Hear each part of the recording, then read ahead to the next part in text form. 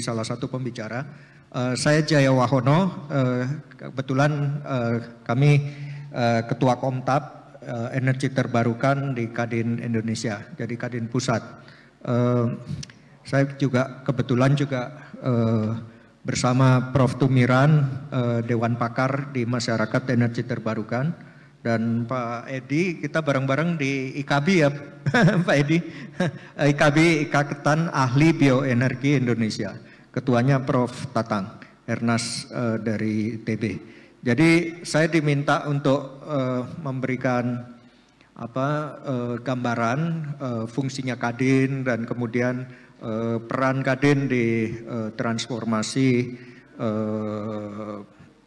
sistem energi di Indonesia. Jadi sebenarnya kalau saya boleh memberikan gambaran, kita di pelaku usaha, saya kira banyak juga pelaku usaha yang hari ini hadir pagi ini. Kita kan hanya merespon ya. Jadi kalau udah ada dari Pak Prof. Tumiran memberikan gambaran, nih loh ada potensi di Indonesia energi terbarukan 300 gigawatt kalau nggak salah, baru dimanfaatkan 0,3 ya Prof, 0,3%, jadi masih jauh. Terus Pak Edi mengatakan ini ada peraturan yang dibuat oleh pemerintah, PP, peraturan presiden, permen, dan segala macam. Sudah ada BUMN yang menjadi off-taker dan segala macam. Pertanyaannya cuma satu terakhir dari pelaku usaha. Insentifnya apa Pak? Benar ya Prof? Soalnya tadi saya sudah menyampaikan ke Prof, kalau kita pelaku usaha nggak ada insentifnya, apa yang dikejar Pak? Ya kan? Kalau saya cuma memberikan perbandingan, pelaku usaha tuh simple aja. Ini kayak properti di Jabodetabek, sekarang harganya gila-gilaan, naik cepat gitu karena memang kan infrastruktur semakin bagus di Jabodetabek ya. Itu perumahan tuh bisa jualan mungkin marginnya 4 kali lipat dari harga tanahnya ya pada waktu awal gitu ya. Nah terus EBT gitu, apalagi ke daerah tertinggal, apalagi teknologinya yang masih susah. Contohnya PLT sampah, marginnya tipis gitu, kembalinya 7 tahun, bahkan sampai 10 tahun. Siapa yang mau ke sana Pak? Itu sebagai pembuka saja, mungkin nanti kita bisa lebih jelas diskusinya pada waktu tanya jawab berikut. Mungkin cepat saja, saya mungkin nggak terlalu panjang lebar karena nanti akan mengulang-ulang aja mengenai target transisi energi dan peraturan yang sudah ada. Tapi fungsi kami saya kira Kadin itu perlu untuk mencetuskan, kemudian menciptakan dan menjaga supaya kita tetap punya semangat untuk bertransisi energi. Ya, jadi kalau misalnya semua sudah disampaikan terus kemudian semangatnya melempem, apalagi ini katanya tahun politik, ya berarti Kadin nggak berfungsi gitu ya. Bagi kami kalau misalnya ini sudah jadi komitmen, ya harusnya kita jalankan semaksimal mungkin gitu. Jadi tadi selain kita juga ingin merespon apa yang sudah disampaikan akademisi dan juga peraturan yang sudah dibuat oleh pemerintah, karena tujuannya simple. Kita ingin semua bertumbuh. Ya, ekonomi tidak bisa hanya di kota besar. Ekonomi tidak hanya bisa ditumbuhkan di Jawa, tapi juga harus di daerah tertinggal, Indonesia Timur dan sebagainya. Dan yang di sana itu potensinya energi terbarukan, bukan fosil. Gitu. Kemudian kita juga ingin meningkatkan sumber daya manusia.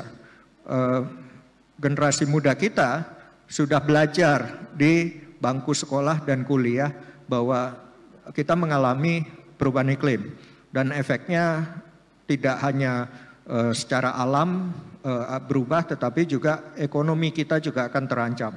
Jadi kalau itu sudah disampaikan di bangku kuliah, kemudian di lapangan pekerjaan semuanya business as usual, nggak nyambung. Buat mereka ini kita yang mungkin generasi tua kayaknya nggak peduli gitu atau nggak ngerti gitu. Padahal kita ngerti, kita juga peduli pasti.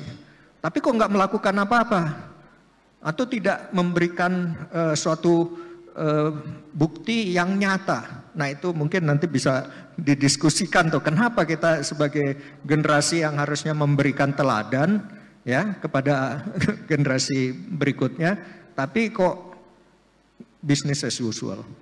Berikutnya, jadi ini tadi saya sampaikan mungkin dari slide-nya Prof. Tumiran dan Pak Edi, rangkumannya 1 page ini, itu ya. Tapi sayangnya memang kita masih jauh semuanya.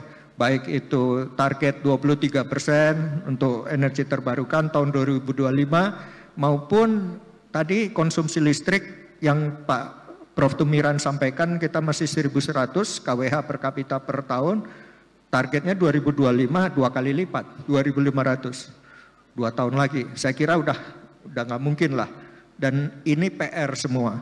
Kalau misalnya kita bilang, wah ini dulu bikin targetnya nggak realistis, peraturannya nggak konsisten, insentifnya nggak ada. Then again, kita ini berkumpul di sini untuk tidak hanya introspeksi, tapi juga mencari solusi. Kalau kemudian kita berkumpul menyalahkan salah satu sama lain, ya nggak ada gunanya, gitu kan? Kan tetap harus ada solusinya. Dan sekali lagi, generasi mudanya itu nonton kita gitu, ngelihat, nih kita bertanggung jawab nggak terhadap apa yang terjadi di Indonesia. Saya kira ini perlu menjadi dasar pemikiran kita semua, kenapa kita berkumpul untuk berdiskusi. Berikutnya, ya ini saya kira juga sudah disampaikan bolak-balik, intinya adalah kita tidak bisa terus-terusan bakar energi fosil. Ya, jadi kalau memang ini yang kita punya, ya kita harus bijak gitu. Yang kita punya mungkin harus dikurangi, tapi bagaimana menimbulkan sesuatu yang baru. Dan ini saya kira tantangan. Buat saya, kebetulan saya bergeraknya di bidang bioenergi. Indonesia itu competitive advantage-nya adalah bioenergi yang harusnya dijadikan prioritas. Kenapa? Termasuk sampah. Gitu. Kenapa? Karena satu, kita matahari sepanjang tahun, berbeda dengan daerah subtropis yang punya musim dingin. Musim dingin nggak ada tuh tanaman yang tumbuh. Sedangkan kita punya matahari sepanjang tahun, jadi apapun yang kita tanam akan jauh lebih cepat daripada tanaman yang di negara subtropis. Kedua, kita juga negara kepulauan, jadi curah hujan cukup tinggi. Sebenarnya kalau Anda melihat di daerah-daerah kepulauan itu, air itu tidak kekurangan karena mereka mempunyai microclimate. Jadi kalau di pulau-pulau besar itu ada bencana kekeringan, pulau-pulau yang menengah kecil itu tidak. Gitu. Jadi saya kira ini perlu menjadi pertimbangan. Ketiga, penduduknya juga cukup besar. Kalau penduduknya besar dan tersebar, sebenarnya itu juga potensi. Kalau misalnya kita harus mengirimkan orang dari Jawa ke daerah kepulauan, tentu berat. Tapi di daerah kepulauan ada penduduk yang tentunya bisa menjadi SDM yang bisa kita tingkatkan kualitasnya sehingga menjadi penggerak ekonomi. Berikutnya, mungkin cepat saja, langsung aja terus berikutnya. Jadi tadi sudah disampaikan mengenai transisi energi dan potensi-potensinya. Tentu efisiensi energi itu yang paling gampang dikerjakan. Dan itu harusnya bisa diterapkan di daerah perkotaan, kemudian juga pulau-pulau besar kayak di kita di Jawa ini, kita harus sadar gitu ya, kebutuhan energi saudara-saudara kita di luar Jawa masih butuh, tapi kita di sini mungkin kalau terlalu boros ya saya kira tidak tepat juga. Kedua, memang elektrifikasi ini sedang digalakkan terutama untuk roda 2. Saya kira itu kebijakan yang sangat tepat. Kenapa?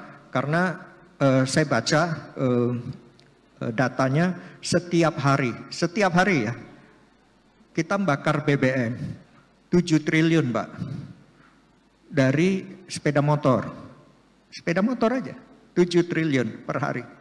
Kalau itu dikonversi ke listrik, menghemat subsidi, menghemat devisa, menurunkan polusi, dan menciptakan lapangan kerja luar biasa. Jadi kalau bisa bayangkan, kita punya bahan bakunya, nikel. Ya mungkin debatnya kemarin di Cawapres katanya nikelnya harus, wah itu ada LFP, NMC dan sebagainya. Bottom line, kita punya sumber daya alamnya. Bisa nggak kita memanfaatkan? Minyak sudah berkurang, tapi kita bakar setiap hari 7 triliun ya. Sedangkan kalau itu diganti baterai yang berbasis nikel, manfaat ekonominya ada di kita.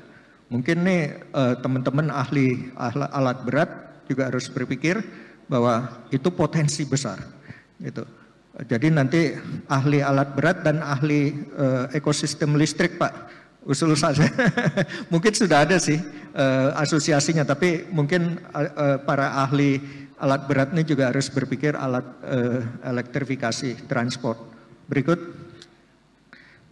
Ya ini sebagai gambaran saja, saya kira Kadin selalu aktif tidak hanya di bidang makronya, tapi juga hingga teknis, dan peran dari masyarakat, peran teknologi, peran universitas, peran lembaga keuangan, semua harus disatukan. Karena kalau kita berbicara mengenai potensi dan kemudian juga target yang kita mau, tanpa ada kerjasama, tentu akan sulit. Dan saya kira untuk investasi energi terbarukan, tadi saya juga sudah ngobrol dengan Prof. Tumiran, 90% itu harusnya dari private, bukan dari APBN gitu. Nah private sekali lagi mau nggak gitu untuk melakukan ini. Kita juga menunggu kan, kalau oke, sudah dikasih tahu ada potensinya, ada peraturannya, insentifnya di mana? Itu selalu pertanyaan yang muncul dari pelaku usaha. Berikutnya. 2 menit, Prof. Ya, saya kira ini yang terakhir, hanya mengulang saja. Jadi tadi saya kira penting kita berkumpul untuk berdiskusi, mencari solusi. Kalau kita menghadapi hambatan, saya kira kita nggak bisa menyelesaikan sendiri. Asosiasi niaga seperti Pertabi dan kemudian kami, Kadin, Prof. Tumiran di perguruan tinggi dan Pak Edi di birokrasi, saya kira harus berpikir secara komprehensif. Dan apa yang sudah ada bisa ditularkan. Misalnya nih mungkin saya juga sedikit ngasih gambaran. Tadi Pak Edi juga sudah menyinggung ada PLT sampah di Solo. PLT sampah di Solo ini satu-satunya yang tidak pakai tipping fee. Jadi kalau PLT sampah itu revenue-nya ada 2. Satu itu dari jualan listrik, satu lagi tipping fee dari Pemda. Ini tidak dapat tipping fee dari Pemda, hanya jualan listrik bisa kembali modal. Bukan berarti tanpa insentif, karena feed-in tarifnya sangat tinggi, 13,35 sen per kWh. Jadi kalau itu serius, pemerintah serius, swasta investasi, dan itu benar-benar proyek komersial. 100% dananya komersial.